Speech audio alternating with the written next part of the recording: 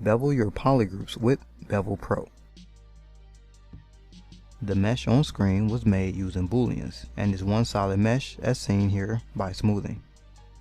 However, sometimes trying to open Bevel Pro might display a message saying that your mesh isn't watertight.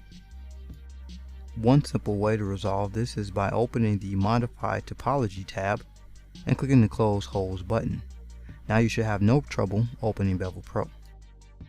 The new Bevel Pro window has Save, Load, and Reset buttons along the top. I suggest clicking the Reset button before getting started. Your edges are marked in 3 dotted lines. Blue represents your polygroup edges, red represents the amount of bevel being applied, and pink is the offset of the bevel. The Polish by Group slider works the same as the deformation by smoothing your polygroup edges. Occasionally you might find gaps along your edges. In order to fix this, press the Fix Edges button to attempt to resolve this.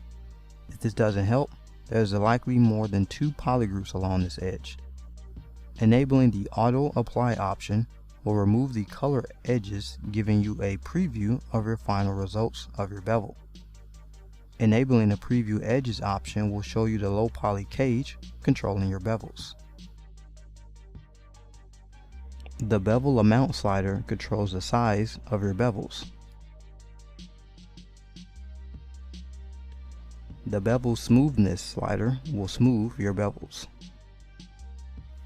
You'll want to keep the Sharp setting on at all times.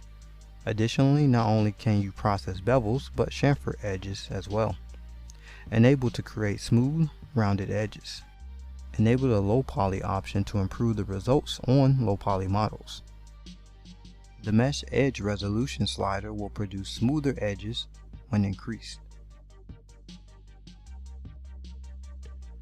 The Mesh Offset amount controls the range of your bevel cage. When done editing, click the OK button to process your bevels. Enable Polyframe and you'll see that your bevels are also polygrouped.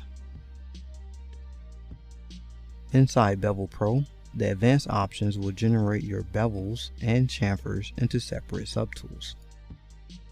The Smooth Connection option smooths the edges of your chamfered results.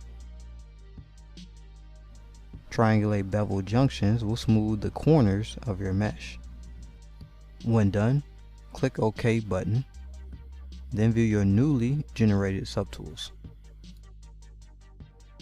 This first subtool is for the inner bevels, like this, and the other subtool is for the main outer bevels, like this. Polyframe with live boolean has a different look when enabled.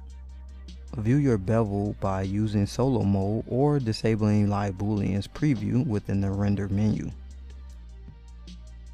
Some artifacts can appear on your live boolean preview. The best way to clean up these stray edges is to use Polish by Features deformation to smooth out edges. Also, masking portions of your mesh will apply bevels to the unmasked portions inside Bevel Pro. That wraps up Bevel Pro. Give it a shot on your next hard surface creation. In the next clip, we will cover creases.